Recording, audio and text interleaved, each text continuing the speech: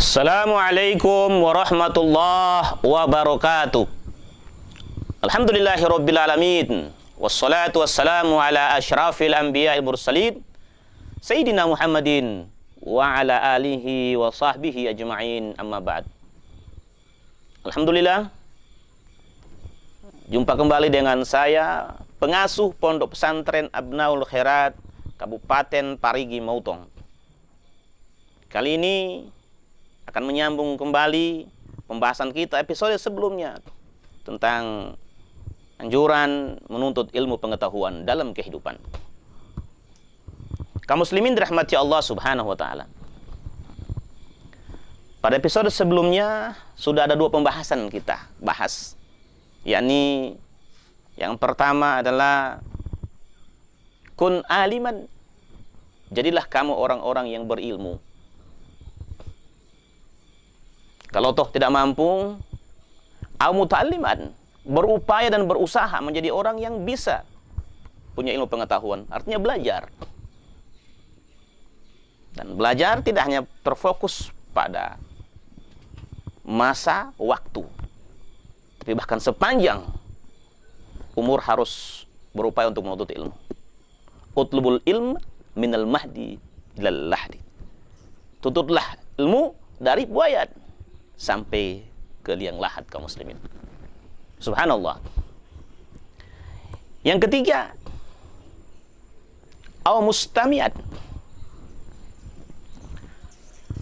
Ketika kita tidak mampu untuk menuntut ilmu, mungkin terbatas oleh situasi kondisi, mungkin pembiayaan kita agak sedikit minim, nihil, maka kita dibolehkan untuk sekedar menjadi pendengar, mustami'at. Bagaimana cara menjadi seorang pendengar? Subhanallah, hari ini tidak seperti dahulu. Dahulu kala mendapatkan ilmu pengetahuan itu begitu sulit. Tapi hari ini kita banyak bertemu dengan ilmu pengetahuan di media-media. Ada televisi, TV-TV swasta ada.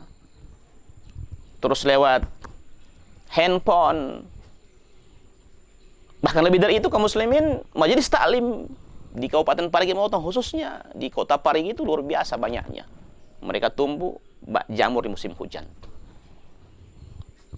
Ketika kita tidak mampu belajar bertahun-tahun di satu tempat, maka biasanya dalam seminggu itu ada satu kali majelis taklim membahas tentang ilmu pengetahuan. Ayo kita coba duduk di sana, sekedar mendengarkan apa yang dijelaskan oleh mereka para ustaz dan ustazah di majelis taklim itu tentang pendidikan. Maka sekiranya seperti itu, kita sudah punya usaha untuk belajar menuntut ilmu meski dengan cara mendengar. Subhanallah. Tapi apa yang terjadi kaum muslimin hari ini? Banyaknya majelis taklim di Parigi Motong, khususnya di kota Parigi, masih sangat minim peminatnya. Itu dilihat dari bukti nyata bahwa majelis taklim dibangun untuk kemaslahatan umat, untuk sebuah pendidikan masyarakat, tapi jamaahnya semakin hari dan semakin berkurang. Semakin hari semakin berkurang. Padahal mereka lupa. Sekiranya mereka mengetahui pahala yang bisa mereka dapatkan duduk dengan para ulama, orang-orang berilmu, itu luar biasa. Mendapat pahala yang sangat luar biasa, kaum muslimin. Kenyataannya seperti itu. Tapi mudah-mudahan, insya Allah, lewat penjelasan-penjelasan seperti ini, agar supaya kita lebih berupaya untuk menuntut ilmu pengetahuan. Karena ini anjuran dari Allah Subhanahu wa taala. Lewat beberapa hadis yang telah diriwayatkan oleh para perawi dari Rasul Muhammad sallallahu alaihi wasallam. Maka mari kita berusaha menjadi orang yang mendengar. Yang keempat, setelah kita menjadi au mustami'an, au muhibban. Tidak bisa kita belajar menjadi orang yang berilmu, punya ilmu pengetahuan, juga kita tidak mampu untuk mengorbankan diri kita belajar di satu tempat. Juga mungkin tidak bisa dalam seminggu sekali kita susah ikut majelis taklim, susah mendengarkan pendidikan-pendidikan agama, ceramah-ceramah agama di setiap tempat, bolehlah kita berupaya sekedar untuk mencintai ilmu. Bagaimana mencintai? Au muhibban. Kalau kita tidak mampu menyerap ilmu pengetahuan, minimal kita boleh mencintai, bisa mencintai orang-orang yang alim. Orang-orang yang punya ilmu pengetahuan kaum muslimin. Cara kita mencintai mereka bukan berarti kita harus bagaimana ya? Tapi mencintai mereka, mencintai ilmu pengetahuan lewat mereka para alim ulama adalah memberikan dorongan, moral, motivasi kepada mereka, dukungan kepada mereka. Ketika mereka membutuhkan sesuatu, tempat, moral maupun material, ayo dukung mereka. Itu bagian bukti cinta kita kepada ilmu pengetahuan.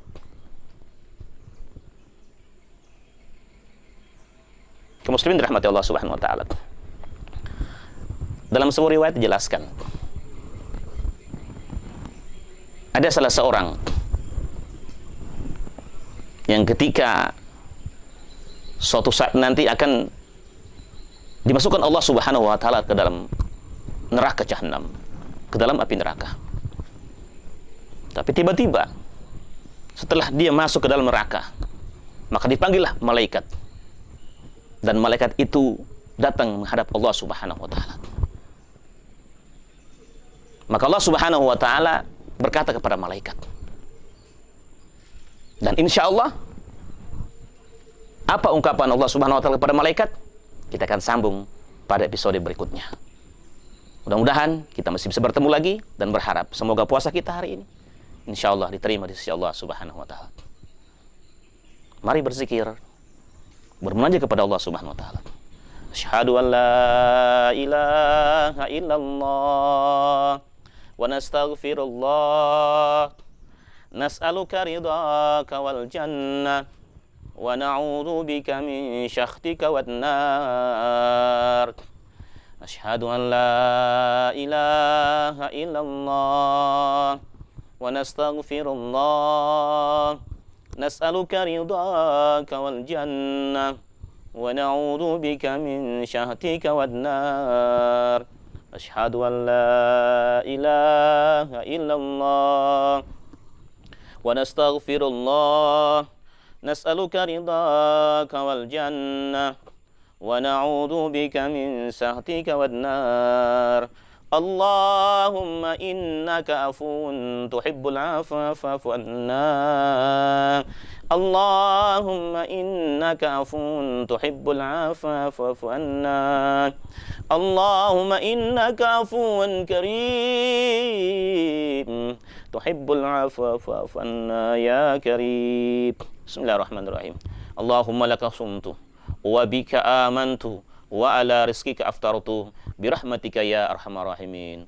Allahumma musta'an. Assalamualaikum warahmatullahi wabarakatuh.